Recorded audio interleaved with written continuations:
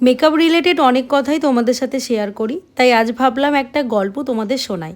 তবে এটা গল্প হিসেবেই নিও, কেউ পার্সোনাল হিসেবে নিও না। একদিন এক বোন আমার কাছে এসে বলে, দিদি আমি তোমার সঙ্গে কাজ করতে চাই, তোমার লাইনে সমস্ত কাজ আমি জানি।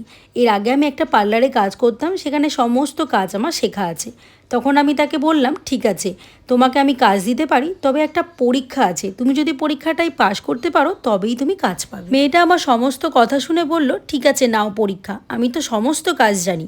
তখন আমি তাকে বললাম, তুমি আগে যে পার্লারে কাজ করতে সেখান থেকে একটা প্রোডাক্ট চুরি করে এনে আমাকে দিতে হবে। মেয়েটা আমার সমস্ত কথা শুনে কোনো উত্তর না দিয়ে চলে যায়, আর পরের দিন একটা ফেসিয়াল কিট চুরি করে এনে আমায় দেয় আর বলে, দিদি আমি তো পরীক্ষায় পাস করে গেছি, কবে থেকে তোমার সাথে কাজ করব? তখন আমি বলি, না তুমি পরীক্ষায় ফেল করে গেছো।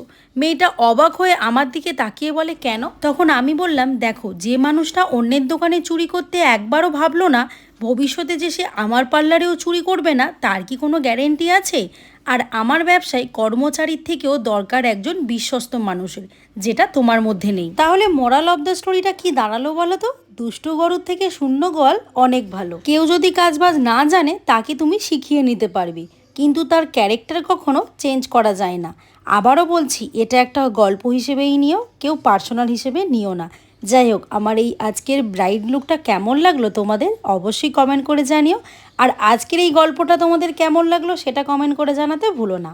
বাই।